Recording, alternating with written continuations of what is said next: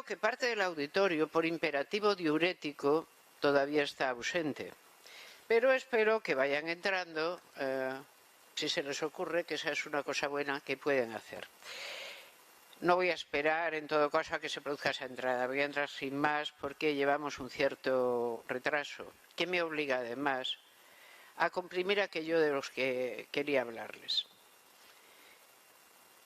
El asunto es que cuando hablamos de feminismo parecemos solo tener en cuenta que feminismo significara una voluntad operativa del sexo femenino encargada, que una pequeña vanguardia llevara adelante y que significaría una cierta voluntad de cambio social. Y todo lo que una administración normalmente se pregunta, entiéndase administración no como algo bueno en lo que estoy diciendo, es, ¿tengo que tenerlo en cuenta o no? ¿Cuánto caso le tengo que hacer? ¿Cómo de fuerte es esa voluntad? ¿Qué he de hacer con ella? Esta es la perspectiva que no debemos tener si queremos entender qué es el feminismo a día de hoy. El feminismo se encarna, en efecto, y se presenta en la vida pública como una voluntad de cambio con una agenda. Pero el feminismo siempre es, por lo menos, 3 cosas y una consecuencia, con lo cual diré son 4 cosas. Tengamos en cuenta, el imperativo diurético ha sido cumplido, empezamos a volver.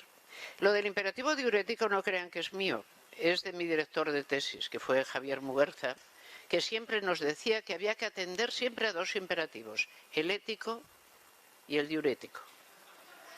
Entonces, que era muy importante tenerlos bien solucionados, porque si no uno está relativamente incómodo y no se centra. No traigo ningún PowerPoint, estén tranquilos. En filosofía somos todos sobrinas y sobrinos, ya que no hijos de Sócrates, y solo poseemos la palabra para seguir adelante. Eso quiero que me sigan dentro de lo posible. El feminismo son 3 cosas más una consecuencia que hace una 4ª cosa. El feminismo es muy viejo. Tengan en cuenta que cuando hablamos del feminismo estamos hablando de una teoría política de cambio, en efecto, cuyas primeras expresiones teóricas se producen en 1673. Es decir, la primera obra a la que podemos considerar un clásico dentro de la teoría feminista es la obra de Poulain de Labarre, de l'égalité de 2 sexes. Esta primera obra va seguida, sin prácticamente alteraciones, de una literatura teórica feminista que no ha tenido sino interrupciones fáciles de explicar, a poco que se tenga un cierto sentido histórico, hasta nuestro siglo XXI. Y se ha focalizado en lo que podríamos llamar 3 grandes olas de pensamiento y acción.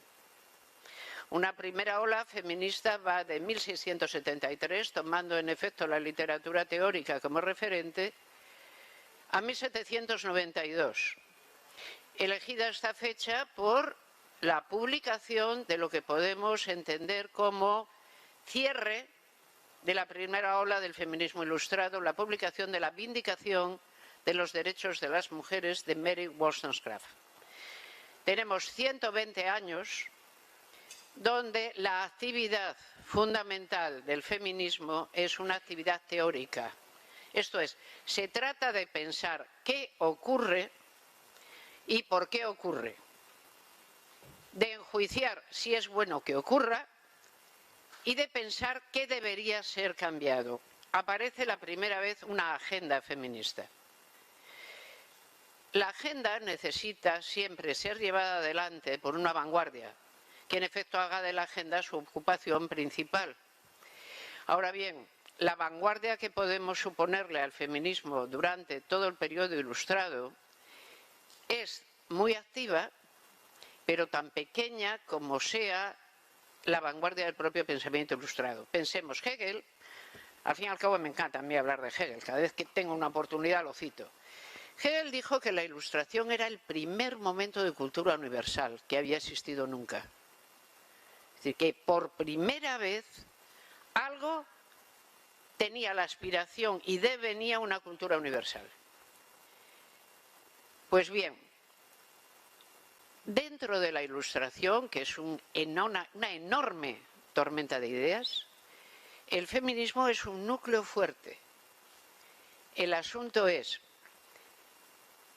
nace en un contexto cartesiano, y en el contexto cartesiano tenemos que tener en cuenta que todo lo heredado puede ser abandonado. La idea racionalista es lo que hemos hecho hasta el momento puede estar muy mal hecho y por lo tanto no tenemos por qué seguir haciéndolo. Esto es, nos podemos preguntar sobre cualquier cosa y decidir en consecuencia, somos seres racionales y decidiremos. ¿Qué se ha hecho? La idea del propio Descartes es, bueno, probablemente la mayor parte de las conductas heredadas que tenemos son simplemente errores. Nos tenemos que deshacer de los errores y admitir solo ideas claras y distintas. Ahora bien, ¿es una idea clara y distinta que mujeres y varones merecen lo mismo? Descartes sobre esto, la verdad es que lo único que dijo, y en cierta ocasión escribió, es: yo he escrito mis obras para que las entiendan incluso las mujeres. Esto suele producir un jijiji bastante inexplicable. Quiero decir con ello que Descartes obviamente se está oponiendo a una cultura global en la que él ha nacido, que es la cultura aristotélico-monástica, en sus derivaciones últimas, que el propio Renacimiento no ha sido capaz de llevarse por delante, porque el Renacimiento muere a manos de las guerras de religión, que son las que importan el verdadero lenguaje en que va a vivir Europa. La élite renacentista no consigue pasar su proyecto a historia. Eso sí, nos hace heredar un magnífico sentido del arte. Tenemos que ver a Leibniz, tenemos que ver a Hobbes, esos son los grandes barrocos. Se presenta en ellos algo como la idea de que mujeres y varones, no lo busquemos, solamente en Descartes, y poco. En aquellos que sean organicistas, necesariamente menos. Si buscamos en Hobbes, que es el primero que edifica una antropología general como proemio a su teoría política, tampoco lo vamos a encontrar. ¿Cuándo nace realmente esto? Es decir, cuando la condición de posibilidad, por eso me gustó tanto lo de la condición de posibilidad, salió ayer, recuerden, es una expresión de Leibniz que me encantó ver, dije, qué raro, ¿qué hace Klatt que se ha vuelto leibniziano y está hablando de condiciones de posibilidad? Es muy importante la condición de posibilidad. ¿Cuál es la condición de posibilidad? La idea del contrato social sale de esa misma condición de posibilidad, es una idea hobbesiana. El asunto es, ¿qué admitiré? Antes, la religión nos decía qué es el mundo y cómo puedo pensarlo. Ahora, la religión se declarará privada. La religión es una cosa que está muy bien, tiene un gran poder, pero atañe al alma y a los asuntos, al fin y al cabo, privados. No puede ser la directora del Estado. El fundamentalismo no es pensar con mucha vehemencia y creer con una vehemencia incalculablemente grande todo lo que uno le dé la gana de creer. No, eso no es ser fundamentalista. Eso es tener mucho énfasis.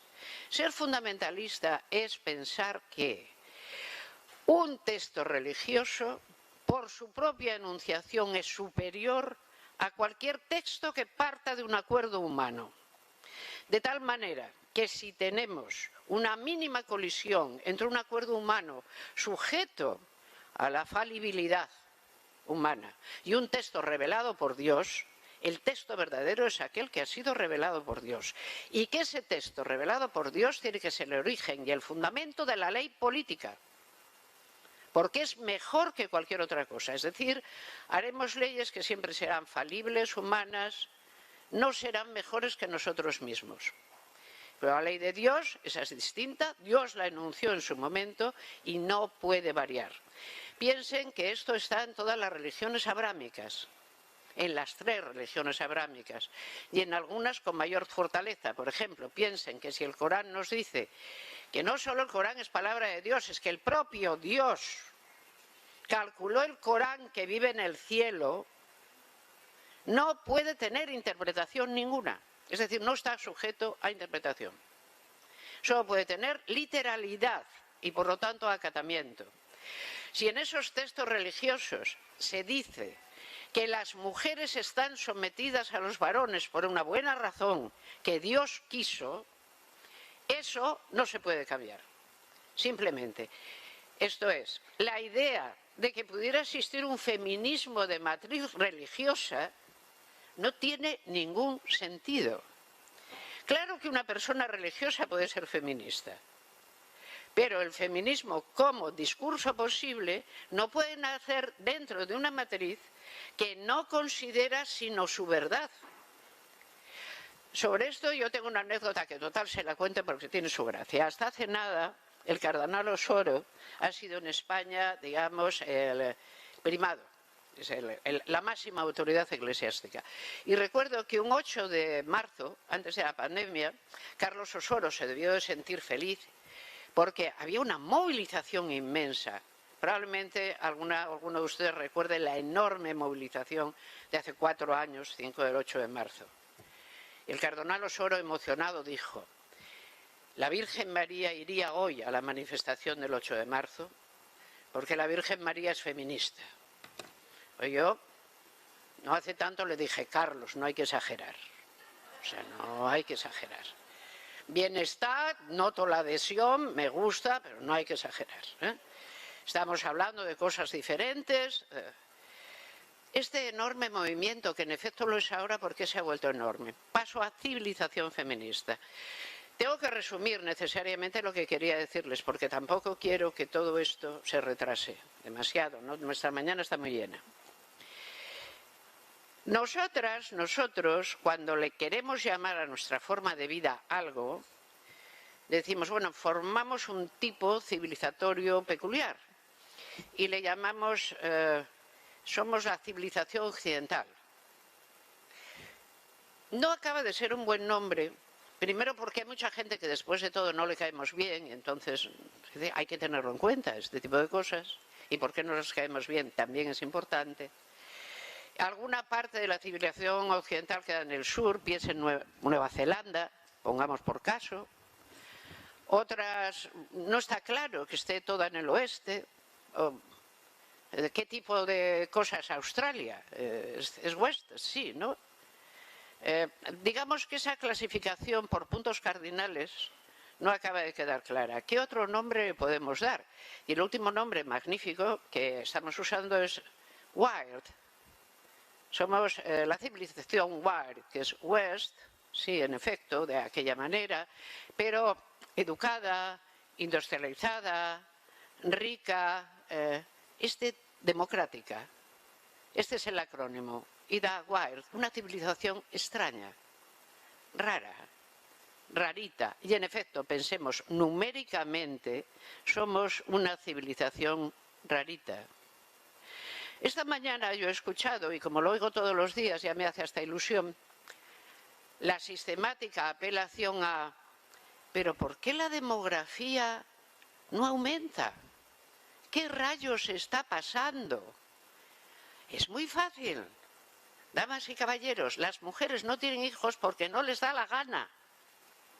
Tan simple como esto. No hay que ir a buscar mucho más allá. Dice, ¿por qué no tienen hijos? Dice, porque no quieren. Dice, ¿será posible? Pero si se han pasado toda su santa vida teniendo hijos.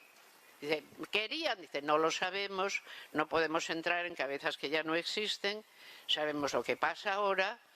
Todos los países que pertenecen a nuestro tipo civilizatorio tienen caída demográfica.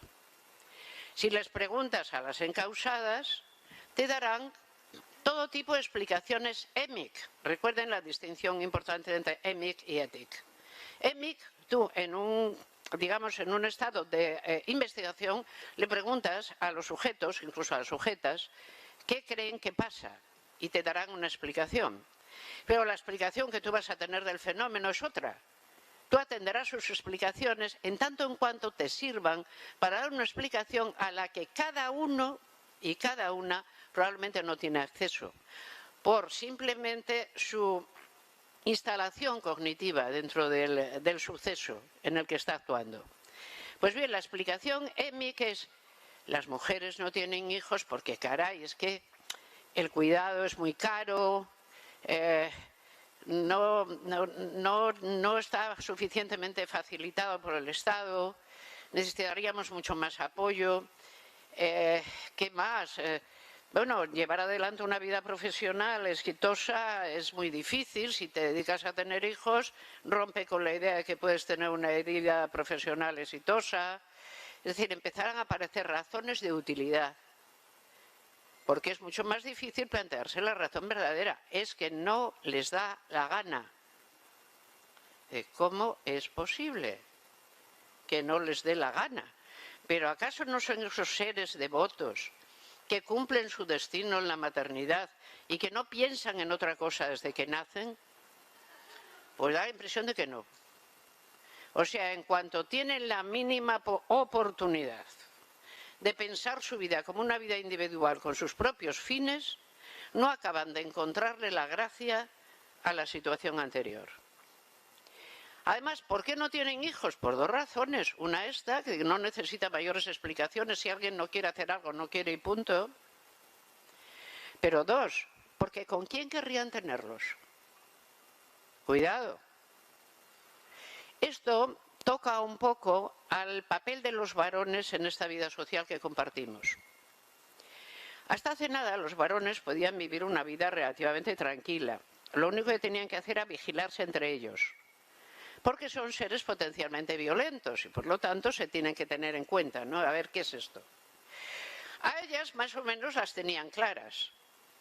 Ellas son aquellas, convenientemente cosificadas y puestas ahí enfrente, que están en la obligación absoluta del agrado y que además serán cooptadas por la mirada masculina porque, como dijo de nuevo Hegel, esta vez la verdad es que se lució, el deseo del hombre individualiza a la mujer. Las mujeres no tienen individualidad, son como iguales entre sí, son idénticas, ¿no?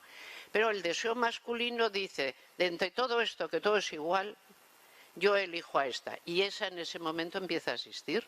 Antes no ha existido. ¿A qué es bonito? Lo pueden encontrar en la fenomenología, contado muy bien, en un lenguaje bellísimo.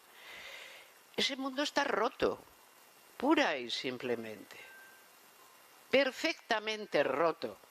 ¿Por qué las mujeres no tienen hijos? Pues una de las respuestas que dan es que no veo muy bien con quién. Recuerdan del hijo como marca al hijo como huella. Una mujer hasta hace nada, está soltera, queda embarazada, marcada para toda la vida. Tu destino será la humillación, la que uno no ha querido será juerga para todos. No eres nada, no eres nadie, el hijo como marca, marcada quedas. Ahora es el hijo como huella, se te ocurre quedarte embarazada y decir, no, yo creo que con esto no creo yo, perdona, tengo otros planes. Y entonces aparece alguien que diga, esos genes son míos, son míos, son míos. Dice, porque usted lo diga. Es así. O sea, esa enorme condición donde simplemente el sexo como sexualidad libremente vivida, marcaba el destino moral de las mujeres, ha desaparecido. ¿Y por qué ha desaparecido? Porque las mujeres en las sociedades wired están entregadas a la golfería universal. Es una golfería tan rara que es una golfería puritana. Piensen en esto, que tiene su gracia. El asunto es, en las sociedades hipermasculinas, hiperpatriarcales, toda mujer, por supuesto, es una golfa. O tiene la posibilidad de llegar a serlo. Porque todas lo son.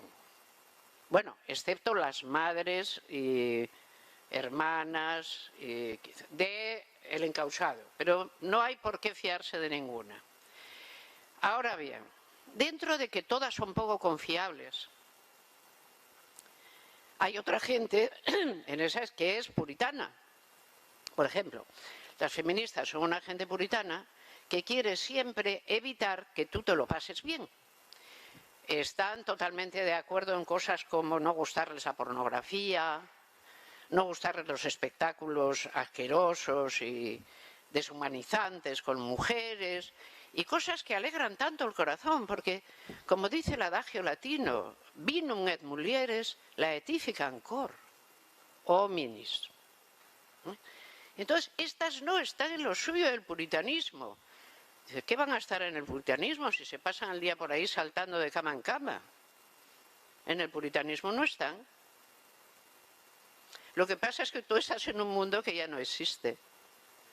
Y como quieres que siga existiendo, estás siendo el mayor importador de prostitución conocido, porque con las que tienes en casa ya tienes muy poco que hacer. Yo siempre oí, porque como ya soy mayor, escuché explicaciones antiguas.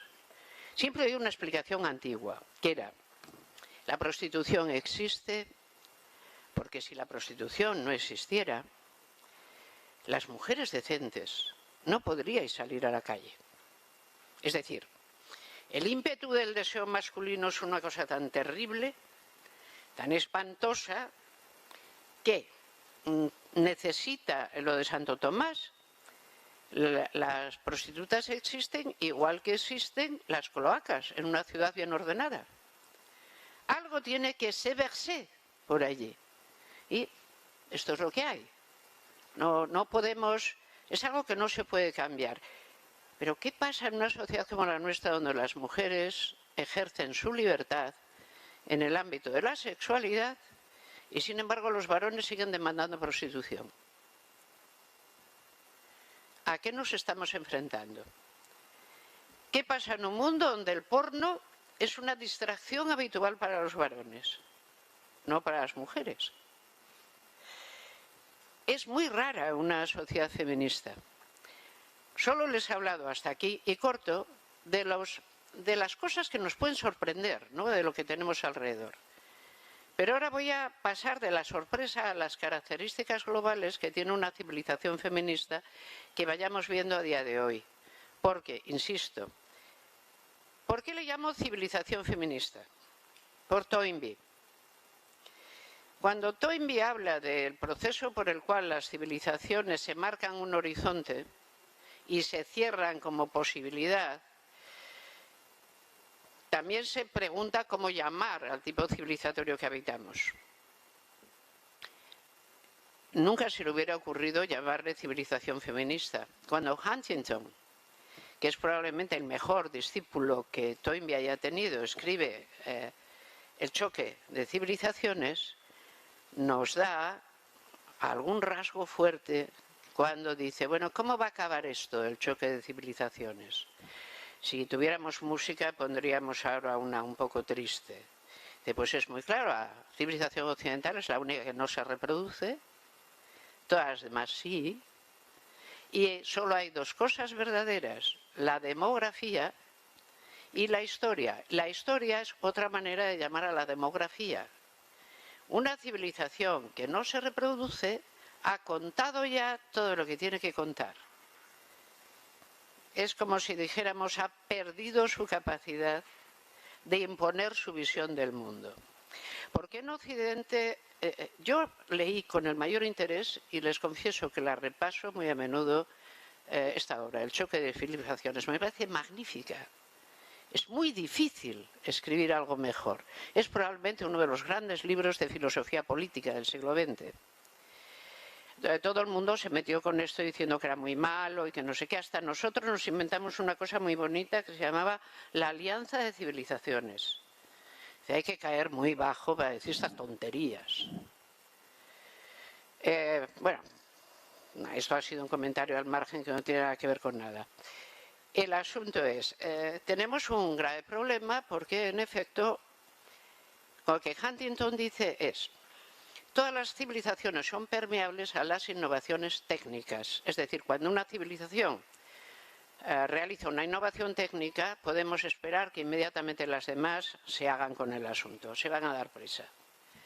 ¿Qué les diré yo? China inventa el papel, la pasta de papel. ¿Cuánto tarda Europa en tener libros de papel? Rapidísimo. Pasa algo con esto, ¿no? Es una innovación técnica. Europa inventa la igualdad entre los dos sexos.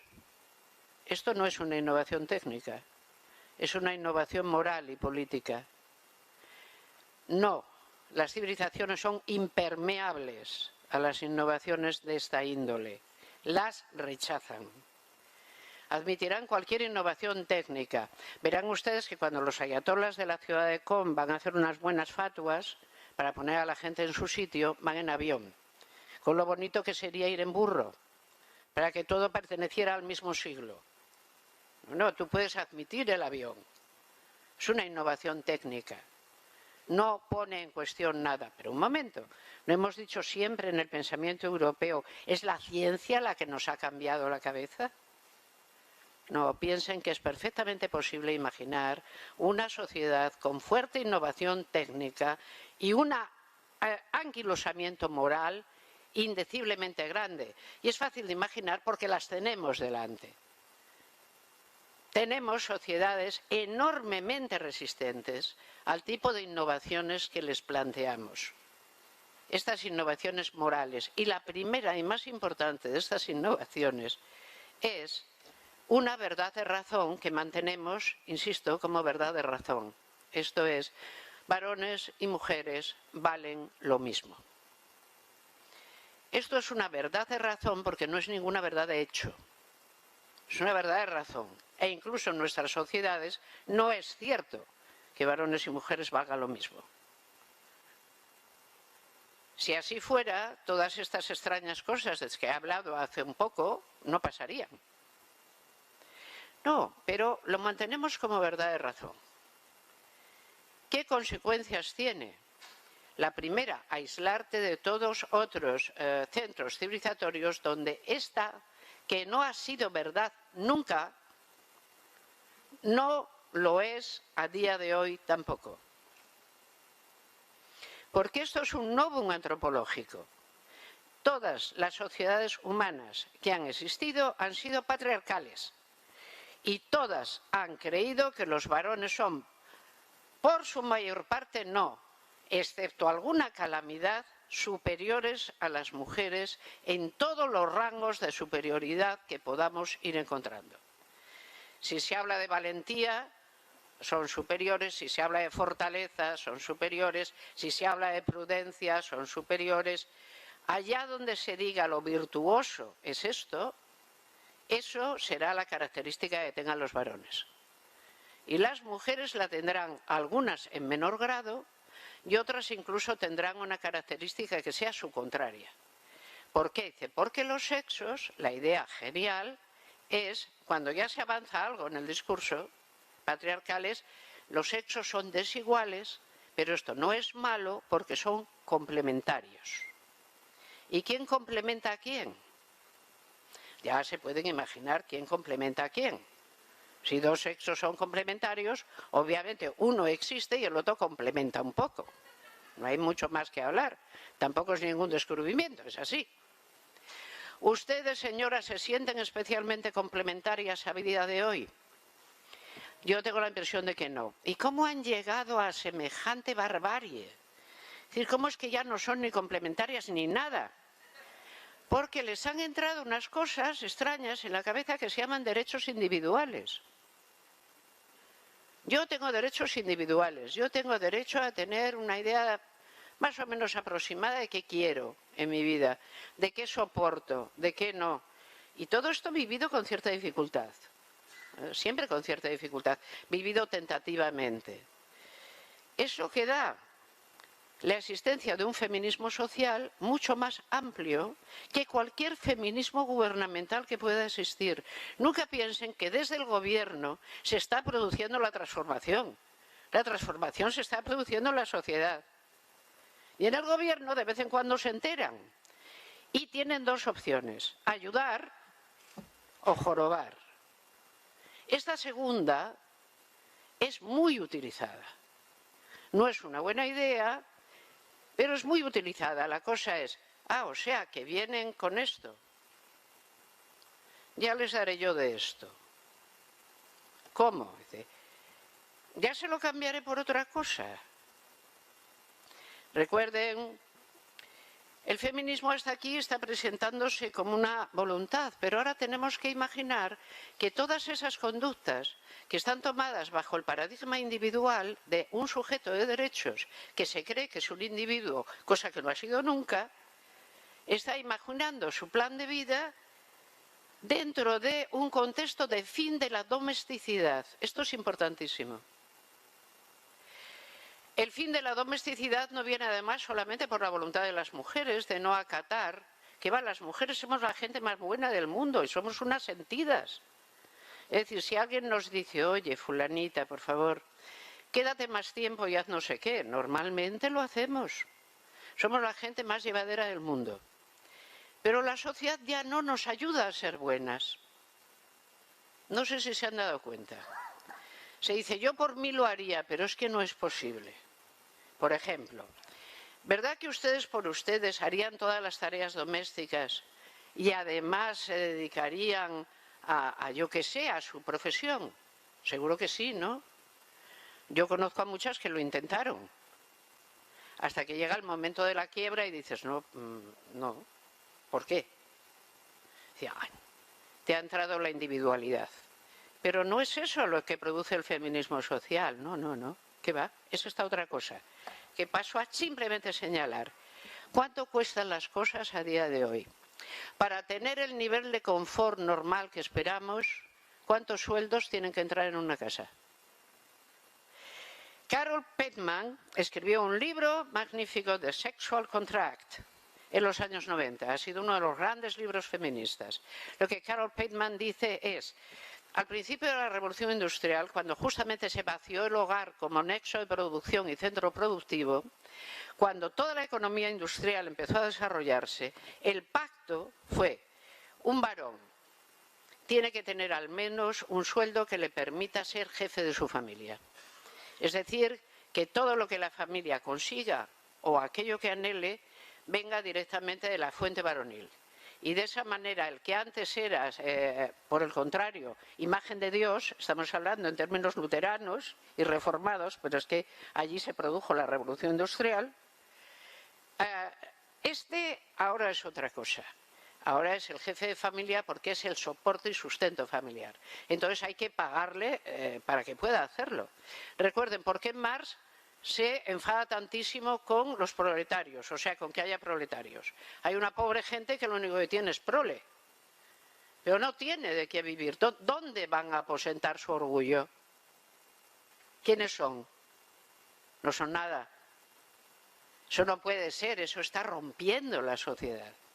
Bueno, pues en ese caso la tenemos ya completa y perfectamente rota. 2 sueldos son necesarios para que una unidad familiar lleve adelante un proyecto vital de cierto confort. Esto inmediatamente hace de todo punto imposible el paradigma anterior. Esto es, la domesticidad como paradigma. Estás hablando de 2 individuos que van a tener que estar constantemente negociando qué hacen, quiénes son y qué piensan seguir haciendo.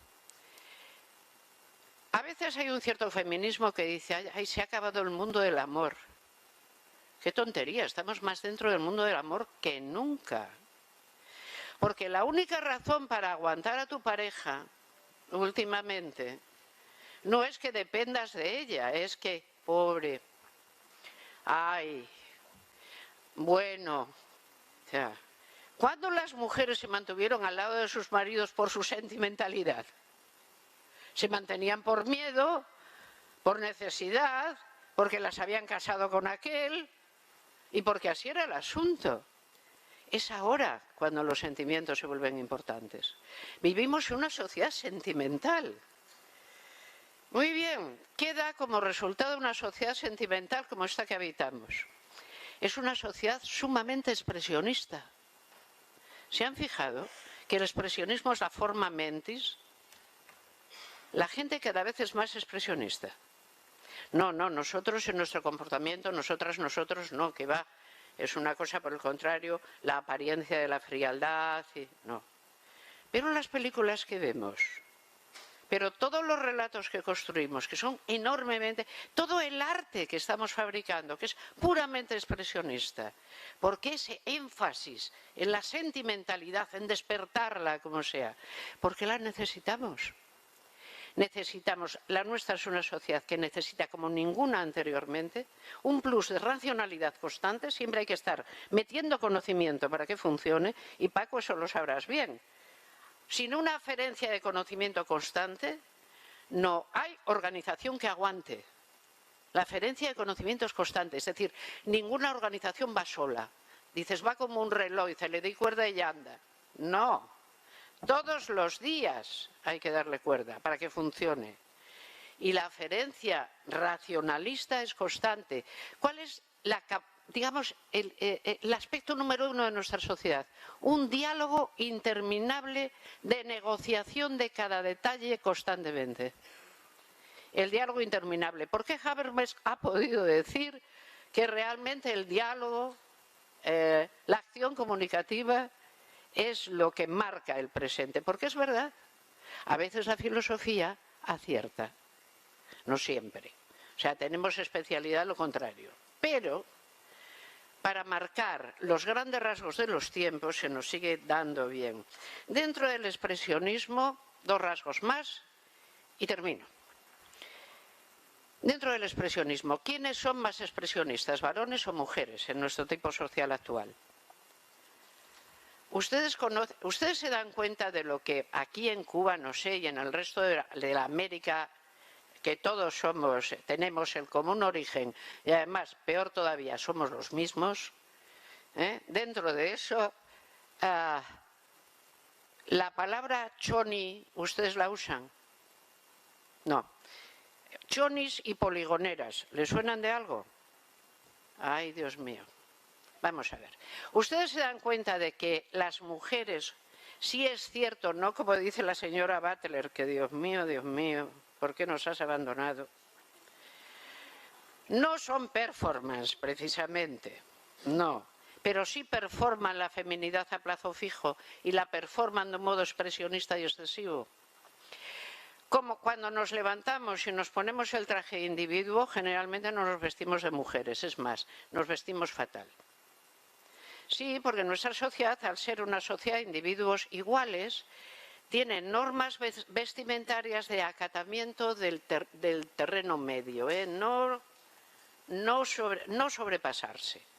Bueno, yo he oído a un comentarista de moda decir que es una sociedad perdida, ¿no?, para la moda, porque por la mañana, en realidad, cuando vamos a trabajar salimos prácticamente en pijama, y a lo que llevamos encima, que es un trozo de edredón, le llamamos chaleco. Y que con eso ya creemos que vamos. Ahora bien, esto es así, digamos, de corriente. Cuando llega una ocasión distinta, ¿qué hacen las mujeres? De repente aparece la feminidad expresionista. Las chonis y las poligoneras, vestidas de súper chica y llevando unos tacones así, que al cabo de 3 horas se ponen al hombro porque ya no están ejerciendo. O sea, se ejerce un rato y se acabó, porque esto sí que es una performance. Entonces, tenemos una sociedad que ciertamente es performativa de la feminidad, y esto resulta tan atractivo a todo el mundo que hay varones dispuestos a hacerlo. Sí. Hay un tipo de personalidad que está sufriendo un espejismo terrible. Hay dos espejismos en marcha. Las mujeres están bajo el espejismo de la igualdad. Dicen, creen ya que ya somos iguales, o sea que la igualdad es esto. No, no sabemos ni cómo será. Estos son los inicios. ¿Cómo va a acabar? Nadie lo sabe. Puede acabar fatal. En todo caso, estamos en un camino de difícil vuelta. ¿Vale? Pero lo más estrambótico es que los varones crean que esa performatividad femenina, esa presentación, haya un tipo temperamental que les resulte tan atractiva que quiera encarnarla. ¿No se han dado cuenta de que es una cosa típica de los travestis ser más mujeres que las mujeres? No sé si con el transvestismo femenino pasa otro tanto. Es decir, no le veo los rasgos expresionistas tan fuertes. Pero esto que nos dice que el sexo ya no es el quicio social. Todas las sociedades que conocemos se han estabilizado y han tomado forma sobre la variable sexo. El sexo es muy importante. Cuando alguien nace, el sexo es lo que determina qué puede llegar a ser como primera variable. Ya no es así. El sexo ha perdido ese imperio. Y entonces dice, no, conclusión apresurada, el sexo no existe. El sexo se atribuye. El sexo se performa, dice, conclusión apresurada. Hace más o menos que existen los cordados, bueno, varios millones de años, y la reproducción sexual de los cordados es la misma que la nuestra. Si cuántas personas estamos aquí, es porque un varón y una mujer decidieron, no sabemos exactamente en qué condiciones ni dónde, tener sexo. El sexo sirve sobre todo para reproducirse. Y estamos hablando de una sociedad que se reproduce poco. Todo coordina, no sabemos bien todavía hasta qué punto. Otra y última de las características de nuestra sociedad. Estamos evolucionando hacia una gerontocracia. Ya sé que parece difícil, porque además nosotros, en particular, Paco, dame la razón en esto que es importante. Verás, es que te lo suplico. Nosotros nacimos en una sociedad juvenilista, el 68 era juvenilista. Había una cohorte de edad inmensa, posbélica, que se presentaba en el escenario y además decía, la juventud es lo más importante. Todos los que estáis aquí no sabéis hacer nada, todo lo que hacéis está mal y os vamos a dar ciertas lecciones. Debajo de los adoquines está el prao o la playa, prohibido prohibir. Vamos, que nos presentamos con muy buenas ideas. Fue terrible aquello, la revolución juvenilista. ¿Cómo es posible que una revolución juvenilista acabe en una gerontocracia, que es lo que nos está pasando? ¿Cuánta edad tienen los líderes mundiales por término medio? ¿Son de la generación juvenilista? ¿Qué aprendieron?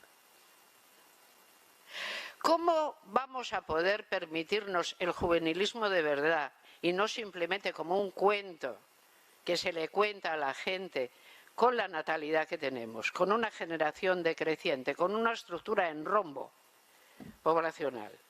¿Cómo les vamos a decir, chicos, vosotros sois el futuro, la esperanza? No, hay que decirles cosas muy desagradables que nos atrevemos a decir, como procurad a perder pronto, que esto es bastante complicado. Y no os estáis... El énfasis en la educación que tenemos, ¿qué pasa? ¿Por qué nuestra sociedad tiene ese énfasis terrible en la educación? No la ha tenido ninguna, porque necesitamos la ferencia de pensamiento, sí, pero además porque necesitamos trasladar una carga enorme de sentido, constantemente, y casi no tenemos tiempo. Todo el mundo dice aquello de, es que la educación antes era mejor, dice, no, la tenía menos gente, y probablemente esa gente tenía un mejor coeficiente, porque eran menos. La mayoría no, siempre ha habido alguno que no se enteraba de nada. Pero ahora es que la educación no solo está generalizada, sino que cada vez la obligatoria es más larga. ¿Por qué? ¿Cuánto dura la educación obligatoria? En este momento hasta prácticamente los 19 años. Y luego está la educación superior. ¿Cuánta gente tiene educación superior? Más del 40%.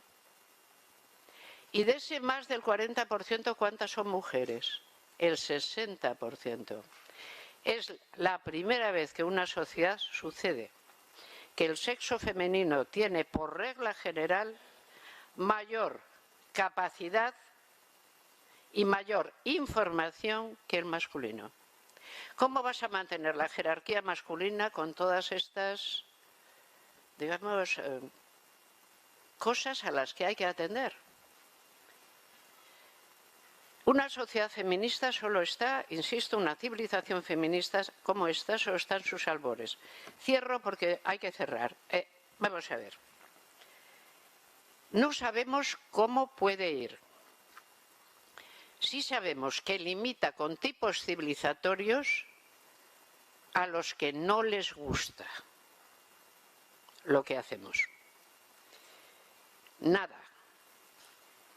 Que la idea que tienen de aquello a lo que no quieren parecerse, somos nosotros. Evitar conocer esto no nos ayudaría en nada. ¿Por qué? Porque, en fin, una finta al optimismo, el feminismo socialmente vivido está saltando constantemente sobre las fronteras civilizatorias porque tiene una capacidad de diáspora increíblemente alta, a pesar de lo impermeable de esas fronteras morales. ¿Cómo vemos cuando una sociedad se está volviendo feminista aunque sus dirigentes no quieran? Lo primero, la caída de natalidad. ¿Qué natalidad tiene Cuba? ¿Está bajando? ¿Qué natalidad tiene Irán? Todas las sociedades que conocemos, a no ser aquellas donde se mantenga sobre las mujeres un input de violencia constante, bajan su natalidad. Lo cual quiere decir que por inoculación social y diáspora, que nosotros calculamos que son modos de vida, están inoculando sociedades que supuestamente no son, a las que no agradamos, pero que no pueden parar ese movimiento. Les encantaría pararlo. Fíjense lo que están haciendo los ayatolas. Están directamente yendo a por su población femenina, aquella en la que detectan que pueden convertirse en vanguardia de un cambio que no desean. Pero están yendo directamente a por ellas. ¿Lo lograrán? Desde luego harán infelices a muchas personas. A esas mujeres, a sus familias, a sus hijos, sus hijas, sus novios, sus maridos, pero van a perder. Porque esta guerra la tienen perdida. Es que lo bueno es mejor que lo malo, que me explicó un día un amigo, Gabilondo. Dije yo, ya, te habrás desnucado, ¿no? Y dijo, es que la gente no lo piensa en serio.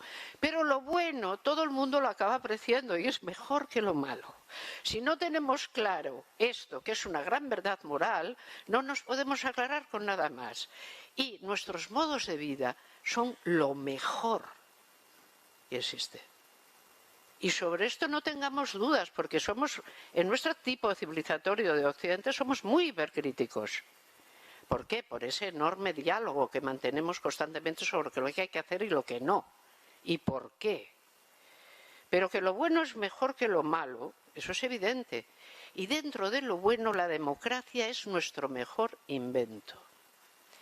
Si vemos que hasta en sociedades que son autocracias no pueden limitar las libertades de las mujeres, lo que tenemos que saber es que las democracias son necesariamente feministas. Son la política aliada número 1 para la emergencia de este nuevo tipo social, que es justamente la civilización feminista. Yo debería haber hecho esto de otra manera, pero me ha quedado muy poco tiempo. Me he tenido que poner expresionista yo misma y darme mucha prisa. Les pido disculpas por todo ello. Si quieren encontrar una cosa como calmada, hecha adrede más tranquila y más gris, y con todos los, en fin, los marchamos de esta cosa de, bueno, aburramos al personal porque es la manera en que se prueba la verdad de algo y dice, debe ser estupendo porque no he entendido nada y me ha aburrido cantidad.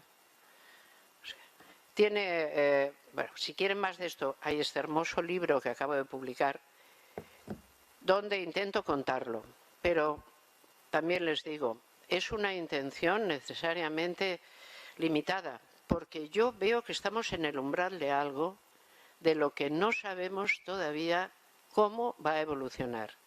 Es demasiado nuevo, estamos pisando terra incógnita, lo estamos haciendo entre todos y puede acabar en catástrofe.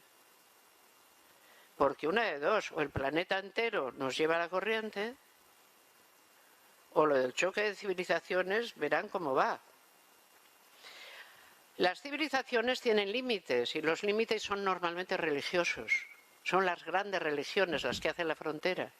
Y algunas son en este momento especialmente resistentes a las libertades de las mujeres. Unas más que otras. Las religiones, todas, siempre han sido resistentes a esto.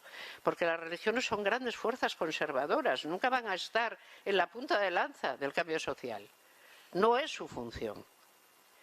Pero algunas son directamente, están en fase fundamentalista, justo porque hay rasgos que no admiten, que les resultan demasiado difíciles de procesar, que les molestan en el sentido del gusto.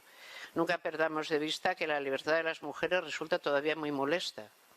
Si nos resulta molesta aquí, y todavía nos lo resulta, imaginemos donde sucede en sitios donde no está prevista. En fin, es un hermoso nuevo mundo en el que vivimos. Y una última cosa solo para usted. La tiranía del mérito. ¡Ja! Vamos. A ver. Para la primera vez que tenemos mérito, ojito con querer tirarlo con el balde al niño. El mérito no es ninguna tiranía. El mérito es el fundamento inife de la democracia. Y cuando una democracia niega su aspecto meritocrático, se convierte simplemente en una ococracia. Y es un horror en el que nadie quiere vivir. No quitemos jamás al sexo femenino ni al masculino su capacidad de fabricarse como mejores de lo que son. Y esforzarse en ello.